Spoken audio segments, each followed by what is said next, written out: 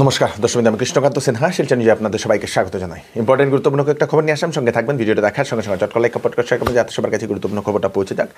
আমি আজকে একটু ইনফর্মাল আমি আসলাম, হাতে একটু লাগানো, ব্যান্ডেজ লাগানো। কারণ হচ্ছে গতকালকে আমি বাইক থেকে পড়ে গিয়েছিলাম, পড়ে যাওয়ার পরে আমার হাতে এই জায়গাতে একটু চোট লেগেছে এবং সেই জন্য আমি বেশি লড়াচড়া করতে পারি না। সো খারাপ পাবেন না, এবং কাজ তো করতেই হবে, শো মাস্ট গো অন। সেজন্যই নিউজ দেওয়ার টাইমে আবার চলে আসলাম। দর্শকবৃন্দ, আসামের মাননীয় মুখ্যমন্ত্রী ডক্টর হিমন্ত বিশ্ব শর্মা মহোদয়ের কয়েকটা বৃহত্তর অ্যানাউন্সমেন্ট, এবং সেই অ্যানাউন্সমেন্টগুলো আমি আপনাদেরকে শুনিয়ে দিই, আপনাদের অনেক লাভ হবে। তারপরে অনেকগুলো আরও অ্যানাউন্সমেন্ট আছে, সেইগুলো আপনারা শুনে নেবেন। দর্শকবৃন্দ, প্রথম হচ্ছে মুখ্যমন্ত্রী অনেকটা অ্যানাউন্সমেন্ট করেছেন। আসামের ৩,৪৪৪ কোটি টাকা ব্যয় করে বানানো হবে রোড, রাস্তা নির্মাণের জন্য একটা অ্যানাউন্সমেন্ট করেছেন আমাদের মাননীয় মুখ্যমন্ত্রী। ৪৩টি রাস্তা বানানো হবে সমগ্র আসামে। তার মধ্যে কাছাড় জেলাতেও নতুন বিভিন্ন জায়গাতে পথ নির্মাণ করা হবে বলে সেটা মুখ্যমন্ত্রী জানিয়েছেন। করিমগঞ্জ জেলাতে ১১৯ কোটি টাকা ব্যয় করে বানানো হবে পথ, নতুনভাবে পথ। জোরহাটের নোয়ালিতে ১৩১ কোটি টাকা ব্যয় করে নতুন রাস্তা বানানো হবে। তারপরে ডিফুতে পাহাড়ের মধ্যে ৩০০ কোটি টাকা ব্যয় করে বানানো হবে নতুন পথ। তারপরে কঠিয়াতলি টু ডবকা ১২৭ কোটি টাকা ব্যয় করে বানানো হবে একটা নতুন রাস্তা। নাজিরা টু দিখমুখ ১০০ কোটি টাকা ব্যয় করে বানানো হবে নতুন রাস্তা। উদালগুড়ি ১১৫ কোটি টাকা ব্যয় করা হবে নতুন রাস্তা বানানোর জন্য। বৈঠালায়াংশু টু মেঘালয়া বর্ডার ২৩৭ কোটি টাকা ব্যয় করে বানানো হবে নতুন রাস্তা। তাছাড়া অন্যান্য জেলার জন্যও এই রাস্তার স্কিম আছে। দর্শকবৃন্দ, খুব ভালো লাগলো। দর্শকবৃন্দ,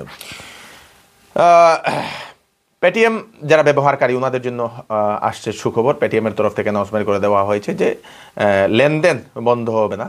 আরবিআই এখন ইনভেস্টিগেশন করছে এবং লেনদেন এখন ওনারা চালু করছেন বলে পেটিএমের তরফ থেকে এরকম একটা, মানে লেনদেন আর বন্ধ হবে না।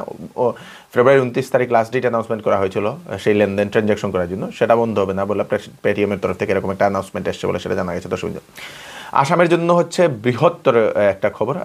আমাদের সামনেই আমাদের মাননীয় প্রধানমন্ত্রী শ্রী নরেন্দ্র মোদী আসছেন, এবং তার আগে মুখ্যমন্ত্রী ডক্টর হিমন্ত বিশ্ব শর্মা মহোদয় অ্যানাউন্সমেন্ট করে দিয়েছেন যে নেহেরু স্টেডিয়াম, যেটা সেই নেহেরু স্টেডিয়ামকে এখন ফিফা স্ট্যান্ডার্ড স্টেডিয়াম বানানো হবে। দর্শক, সেটাকে রিনোভেট করা হবে।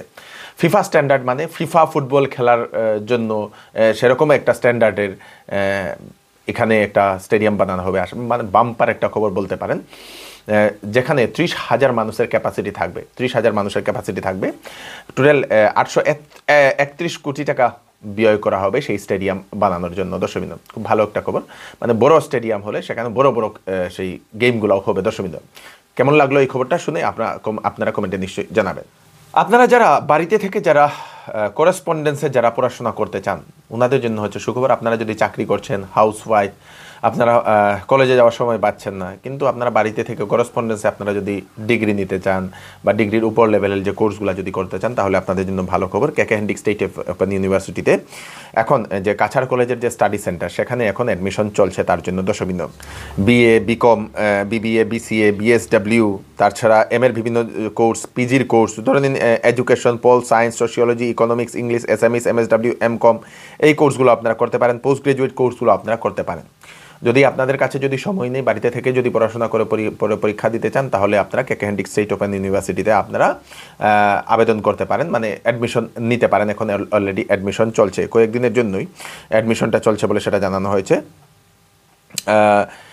প্লিজ কন্ট্যাক্ট নাম্বার দিয়ে দেওয়া হয়েছে 9954786745, আরেকটা নম্বর হচ্ছে 9435273379, www.kkhsou.ac.in এই ওয়েবসাইটে গেলেও আপনারা বিস্তারিত জানতে পারবেন। এখন অ্যাডমিশন চলছে, তাড়াতাড়ি আপনারা সেখানে অ্যাডমিশন নিতে পারবেন। দর্শকবৃন্দ, একটা হচ্ছে রিকোয়েস্ট আমাদের প্রশাসনের কাছেও এবং আমাদের শিলচর শহরের যারা বিবাহ ভবন যারা বানিয়েছেন ওনাদের কাছেও একটা রিকোয়েস্ট, দয়া করে আপনারা যদি বিবাহ ভবনের যদি মালিক হন, তাহলে একটা জিনিসের জন্য আপনারা একটু খেয়াল রাখবেন, নজর রাখবেন, খুবই দরকার। গত কালকে আমি একটা বিবাহ ভবনের সামনে গিয়েছিলাম। যাওয়ার সময়, গতকালকে না, একদিন আগে আমি যাওয়ার সময় সেখানে একটা বিবাহর জন্য হয়তো বুকিং ছিল, এবং বিবাহের বাড়ির লোকেরা রাস্তার মাঝখানেই হাজারি যে বোমটা থাকে সেই বোমটা ওনারা ২৮-এর যে হাজারি, সেই হাজারিটা ওনারা পাঠিয়েছেন। কিন্তু সেখানে ওনারা মানুষ দেখছেন না, মানুষ যে হাঁটাফেরা করছে এই ভিড় সময়ে ওনারা সেই হাজারি বোমটা ফাটিয়েছেন এবং অনেক মহিলারা ওনারা শাড়ি পরে গিয়েছিলেন, দামি দামি শাড়ি পরে গিয়েছিলেন এবং সেখানের যে আগুনের ছিটকাটা পরে অনেক মহিলাদের শাড়িও নষ্ট হয়ে গেছে, সেটা আমরা দেখতে পেলাম। দর্শক খুব খারাপ লাগলো। এবং সেই বিবাহ ভবনের যারা আছেন, যারা মালিক, ওনাদের কাছে একটা রিকোয়েস্ট, অনুরোধ, প্রথমত এরকম আতিশবাজি করার জন্য হয়তো একটা নির্দিষ্ট একটা জায়গা রেখে দেবেন, একটু রাস্তার থেকে একটু সরিয়ে যদি করে দেন তাহলে ভালো। দ্বিতীয়ত মানুষ দেখে আতিশবাজি করার জন্য আপনারা একটু নির্দেশ দিয়ে দেবেন, কারণ অনেক মানুষের অনেক টাকা ক্ষয়ক্ষতি হয়, অনেক মানুষের চোখেও মুখেও লাগতে পারে, অনেক আশঙ্কা, তাই একটু তার দিকে নজর রাখার জন্য আমি আহ্বান করছি। দর্শকবৃন্দ, ওয়েডিং সিজন উপলক্ষে শ্যামসুন্দর জুয়েলার্স আপনাদের জন্য নিয়ে এলো নিত্য নতুন ডিজাইনের হলমার্কযুক্ত গহনার বিশাল সম্ভার। সঙ্গে পাচ্ছেন গহনার মজুরিতে 50% পর্যন্ত ছাড়। এছাড়া এখানে আছে পুরাতন সোনার বদলে নতুন গহনা নেওয়ার বিশেষ সুযোগ। তাই দেরি না করে তাড়াতাড়ি চলে আসুন শ্যামসুন্দর জুয়েলার্সে। Shyamsundar jewellers, central road, Silchar. Phone number হচ্ছে 8486467636। মেরি ক্রিসমাস এবং নিউ ইয়ার উপলক্ষে শ্যামসুন্দর জুয়েলার্স আপনাদের জন্য নিয়ে এলো সোনার গহনার মজুরির উপর 70% পর্যন্ত ছাড় এবং হীরার গহনার উপর 10% ছাড়। এছাড়াও এখানে পাচ্ছেন পুরাতন সোনার বিনিময়ে হলমার্কযুক্ত HUID সোনার গহনা নেওয়ার সুযোগ। তাই দেরি না করে তাড়াতাড়ি চলে আসুন Shyamsundar jewellers, central road, Silchar. Phone number হচ্ছে 8486467636। আসামের বিভিন্ন প্রান্তে আজকে প্রচণ্ড বৃষ্টিপাত হয়েছে, অনেক জায়গাতে তো শিলাবৃষ্টি দেখা গেছে। দর্শকবৃন্দ, আপনাদের ওদিকে কি বৃষ্টি হয়েছে, কি শিলাবৃষ্টি হয়েছে, আপনারা কমেন্টে নিশ্চয়ই জানাবেন। আগামী 2-1 দিন সেরকম প্রচণ্ড বৃষ্টিপাত হওয়ার সম্ভাবনা বলে সেটা জানানো হয়েছে। দর্শকবৃন্দ, শিলচরের লিঙ্ক রোডে আবার চুরির ঘটনা। একজন ব্যক্তি বাড়িতে রেখেছিলেন উনি টুকটুকি, সেই টুকটুকি নিয়ে উনি পরিবার চালান। সকালবেলা ঘুম থেকে উঠে দেখেন টুকটুকি নেই, ওনার যে বাইরে যে রাখা ছিল, উঠোনে যে রাখা টুকটুকি, সেই টুকটুকি নেই। তারপরে দেখা যায় গেটের তালা ভাঙ্গা। তারপরে উনি খোঁজাখুঁজি করতে শুরু করেন, চারদিকে খোঁজাখুঁজি করতে শুরু করেন। অবশেষে নাকি উনি দুপুর নাগাদ সেই টুকটুকির সন্ধান পান। মেহেরপুর 5 গলিতে সেই টুকটুকিটা পান, কিন্তু সেখানে দেখা যায় সেই টুকটুকি থেকে ব্যাটারি নেই। একটা ব্যাটারির আনুমানিক যে টুকটুকিতে যে ব্যাটারি সেট থাকে আনুমানিক 50-60 হাজার টাকা হয়তো, এরকম আমরা জানলাম। কিন্তু একজন গরিব মানুষের যে রোজগার, সেই রোজগারকে ছিনিয়ে নেওয়া চোরদের কিন্তু অনেক ধিক্কার জানাই। সেই চোররাও আমাদের ভিডিওগুলো দেখছে। আপনাদেরকে দয়া করে রিকোয়েস্ট, আপনারা একটু চুরিচামারি একটু বাদ দিন, কাজকর্মে একটু ফোকাস করুন। কারণ একজন গরিব মানুষের পেটে লাত দেওয়া কিন্তু উপরওয়ালা কিন্তু দেখছে, আপনাদেরও কিন্তু সেই দিন আসবে। তাই একটু ভয় পান সেই উপরওয়ালার কাছে। কই না, আপনার নাম কিটা? আমি সত্যজিৎ দাস, বাড়ি কই? দ্বিতীয় লিঙ্ক রোড, ল্যান্ডমার্ক 14, কি হয়েছে? হাউস নম্বর 35। কি হয়েছে কই? আমার গতকালকে আমার টুকটুকিটা বাসার তাকিয়া চুরি হয়ে গেছে। এরপরে এখন তো আমি খোঁজাখুঁজি করতাম, খোঁজাখুঁজি করার পরে সকাল থেকে গিয়ে পাইছি ফাঁস করিয়া, তেও মানে খালি গাড়ি পাইছি মেহেরপুর ফাঁস করিয়া। ওখান তো মানে আমার গাড়ির ব্যাটারি নাই। টুকটুকিটা কই রাখছিলা? আমার বাসার ভিতরে। গেট খুললে নিছে কেন? গেট লক ভাঙ্গা লইয়া গেছি। ওহো, সকাল 10টার সময় রাখছি, আর এখন সকালে 6টার সময় উঠিয়া দিকে গাড়ি নাই। তা কেমনে খবর পাইলে ফাঁস করি আছে কইয়া? ফাঁস করি আমার ছেলে গেছে, ওদিকে আমি ফাটাইছি, বলছে সাইড খুঁজিয়া, তারা গিয়া খুঁজিয়া পাইছে রাস্তার মধ্যে গাড়ি আছে, ব্যাটারি নিছে, ব্যাটারি নাই। তখন কিতা করা যায়? তখন থানাতেই আমি মানে ইয়ে করতাম, থানার পুলিশের সাহায্য চাইছি, তারা জ্ঞান থাকে। চলে শিলচরে একদিনে এক জায়গাতে চাকরি করা বহু শ্রমিক চাকরিহীন হয়ে পড়েছেন, অবশ্যই ধর্নায় বসে পড়েছেন। শিলচরের রামনগরের আমুলের একটা সিএনএফ ছিল রামনগরে, সেখানে প্রায় 30 বছর ধরে সেখানে শ্রমিকগুলো কাজ করছিল। হঠাৎ করে সেই সিএনএফের মালিক চেঞ্জ হয়ে যায় এবং সেই সিএনএফটা বদলিয়ে অন্য জায়গায় নিয়ে নেওয়া হয় এবং আগের যে পুরনো যে শ্রমিক, সেই শ্রমিকদেরকে আর কাজে না আসার জন্য বলে দেওয়া হয়। হঠাৎ করে আচানক ওনাদেরকে এই অর্ডার দিয়ে দেওয়াতে ওনারা দিশাহীন হয়ে পড়েছেন। কিভাবে ওনাদের পরিবারটা চলবে? নতুন সিএনএফ যে নিয়েছেন, সেই সিএনএফের মালিক কেন সেই তাদেরকে কাজে রাখছে না, তা নিয়ে ওনারা খুবই দুঃখিত এবং ওনাদের পেটে এখন লাথি পড়ে গেছে। দর্শকবৃন্দ, খুব খারাপ লাগা একটি খবর এবং প্রশাসনের কাছে, সরকারের কাছে ওনারা অনুরোধ করেছেন যাহাতে ওনাদের রোজগারটা যাহাতে আগের মতনই যাহাতে থাকে, তার জন্য যাহাতে কিছু একটা ব্যবস্থা করে দেওয়ার জন্য আজকে ধর্নাতে বসেন সেই শ্রমিকরা। 30 বছর ধরিয়া এখানে আমূল্য কাজ করি, আর এখন তো আমরা মালিক তো সিএনএফ আসলো, তাই ছাড়ি দিচ্ছে এখন।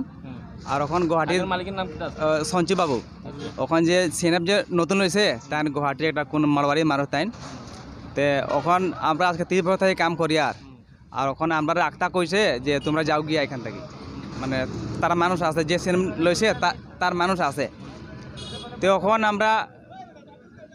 আমরা যে তারা যে সিনেম নতুন যখন লইছে তারা কইছে যে আমি 2 মাস আগে কইছি যে আমার মানুষ আছে কাজ করার আপনার মানুষ সরাই দিন তখন আমরা যে মালিক বর্তমানে যে মালিক আছেন তাই তো আমরা জানাইছেন না 40 মানুষ এখানে কাম করি আমরা তাই আমরা কইছেন না এখন কিছু যে আমরা এখানে কাম কর্ম কইয়া তার লেবার আছে কইয়া এটা আমি তাই কইছেন না আমরা তখন আঁকতা আমরা 40 মানুষ তাই কইটা যে তোমরা কাম নাই এখন তারা মানুষ যে সিনেম লইছে তার লেবার লই আইছে তখন আমরা 40 মানুষ এখান থেকে আমরা কই যাবো একটা সবের ইয়া আছে বউ বাচ্চা সবের আছে তা আমরা এখন নতুন ওখানে একটা কই পাইমু একদিন আগে তাই কইতরা যে তোমরা কাম নাই তোমরা যাও গিয়া আর তার লেবার আছে তার মানুষ আছে তারা করব বিয়ে বাড়িতে হামলা চালানোর একটা খবর আসে আমাদের কাছাড় জেলার ধলাই সমষ্টির পানিবড়া বাজারের কালীবাড়ি রোড থেকে 29 জানুয়ারিতে রামকৃষ্ণ পাল নামের একজন ব্যক্তির বাড়িতে বিবাহ ছিল এবং বিবাহ সেদিনে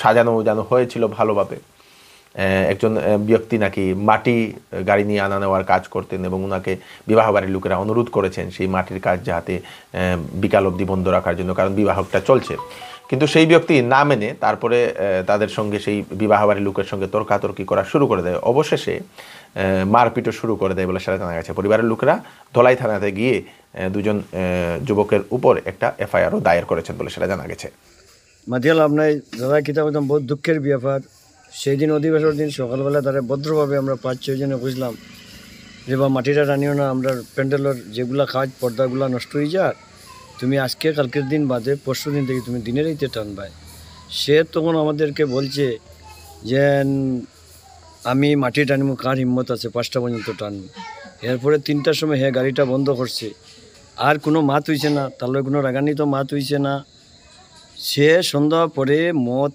ওভার খাইয়া আইয়া সেইরা বিয়া বাড়ির ঢুকিয়া সেইরা গেটের মুখো আইয়া আমারে খুঁজাইতেছে হ্যাঁ এরপরে আমার ছেলে আমারে গালাগালি করতেছে বাপ তুলিয়া তে আমার ছেলের প্রতিবাদ করতে ছেলেরা ইয়ে বসকেশ মারি দিয়েছে একদম ঠোঁট বেরিয়া তখন গিয়া মানে বিয়াবাড়ির সব বাড়িছে আমরা বিয়াবাড়ির মেইন গার্জিয়ান যে কৃষ্ণ দে তাইনও বাড়িছে সে আমিও দৌড়িয়া গেছি যাওয়ার পরে আমার নাকে মুখে শুরু করছে তখন আমরা আর জানার পাই চেয়েছি না আমরাও তারে দৌড়িয়া মানে করছি হ্যাঁ অতটুকুই আমরা বক্তব্য আমরা দুঃখের ব্যাপার আমরা অধিবেশনের দিন মানুষ আসিল প্রায় 150-200 মানুষ এটা খানিদানি সব বিনাশ হয়েছে মেয়েলোক এরা সবাই ভয়ে পুরুষ মেয়েলোক সব রাত্রে 10-11টায় বাগিয়েছে যে জায়গার সমস্ত রাত্রের প্রোগ্রাম এই জায়গার মাঝে 10-11টার সময় সব মানুষ বাগিয়েছে বিয়াবাড়িতে অনেক ক্ষতিগ্রস্ত এটা নিয়ে বিয়াবাড়ির গার্জিয়ানরা বহুত খানতেছে দুঃখ ভাবতেছে স্যার ওইটাই আমাদের বক্তব্য আর কি সে মারছে লিটন পাল এবং শিবন পাল ছোট ভাই শিবন পাল বাড়ি কোন জায়গা বাড়ি ওই পানিবাড়ি কালীবাড়ি রোডে আমাদের বাড়ি মন্দিরের অপোজিট সাইডে দর্শকবৃন্দ এই হচ্ছে আজকের স্পেশাল আপডেট